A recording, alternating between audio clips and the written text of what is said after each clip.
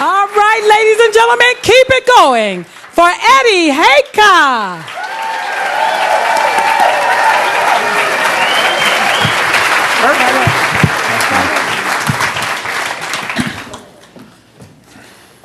Okay, so a while back, I'm shopping at Myers, and this man comes up to me, and he looks at me and he says, "Are you Mr. Hejka?" I said, "Yeah." And he gives me a big hug and says, "Thank you." Turns out he's one of my students from years ago, and he thanks me. He says I helped him finish high school, and now he's graduated from college, and he credits me with inspiring him. And this is the kind of stuff that teachers live for. You know, this is why we went into teaching.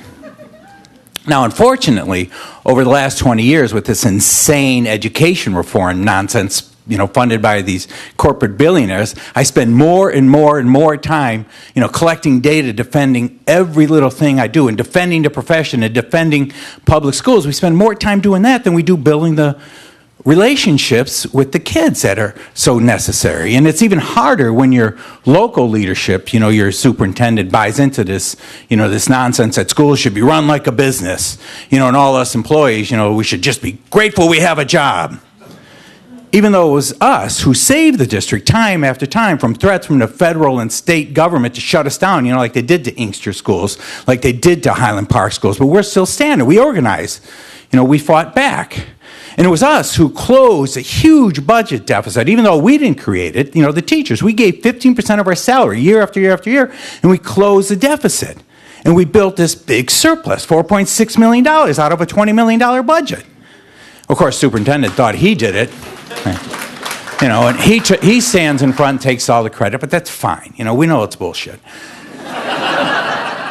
But at least now, we have the money to start spending on some of these long deferred needs, like, I don't know, maybe hiring teachers so I'm not standing in front of a classroom of 45 sixth graders. Or maybe we can hire a social worker or librarian. Or, maybe we could fix the roof in our middle school so whenever it rains, I'm not out there with a bucket trying to catch the water along with the other teachers. Or maybe we could fix the heating and cooling system so I'm not looking at a classroom full of kids in January with their winter coats on and hat and gloves, or 40, some of them sweltering in June. Or maybe we could test the water. The water the kids are always complaining about. Mr. Hejka, why does it smell funny? Why does it taste funny? Do I have to wash my hands with that? It's orange. They don't fix our food with this, do they? Yes, they do.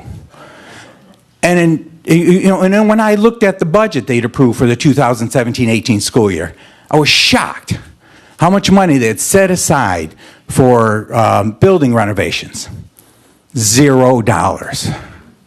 So I called the board office, and I asked for a spot on the next board meeting agenda. And people warned me, "Hejka, don't do this. You've already got a target on your back." Because I was the president of our local teachers unit. Not that I'd intended to be the president. It's just that the superintendent had gotten rid of the teacher who had been the president, gotten rid of the teacher who had been the vice president, pushed out 3 other teachers on the exec board. But that's the world we live in now without seniority or tenure. You complain or ask questions, you get threatened or gotten rid of. So I collect samples of water from different sources around our middle school. I go to the board meeting. I present it all to them, different shades of orange to gray. And I challenge them. I said, look, if I go to the board office and I get a cup of coffee, I know with certainty that that coffee has been made with bottled water. Because none of us adults will drink this water. Yet every day it breaks our heart to see the children drinking this water. Now the teachers buy a lot of water bottles, but we can't keep up. We're making less money than we did 20 years ago. A couple board members seem to care. Some just shrugged their shoulders. One got angry. Well, what do you want us to do about it? I'm thinking, shit, didn't we learn anything from Flint?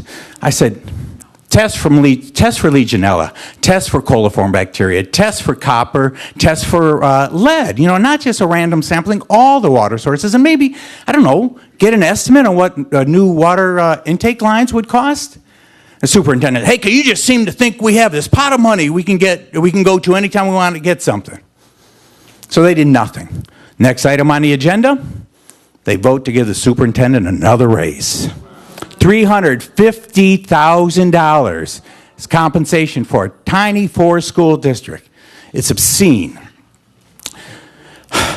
But the final tipping point for me, After ignoring the needs of all these children, our 2,000 children who depend on us, they decided to commit $1.4 million, not on water, not on a roof, not on teachers, heaven forbid. They spent $1.4 million on artificial turf, a track, and improvements on a football field. I met with the superintendent. I told him it's obscene. I'm embarrassed for our district. Our priorities are so perverse. I said, I'm embarrassed. You should be embarrassed. And then I quit. Now, I taught in that district 21 and a half years. I felt bad leaving. I felt bad leaving the kids behind. Our kids graduated from that district. I intended to retire from that district, and I sometimes feel like I should have stayed, and fought with the rest of that wonderfully committed staff. Like we see the millions of teachers around the nation marching now for defending public education.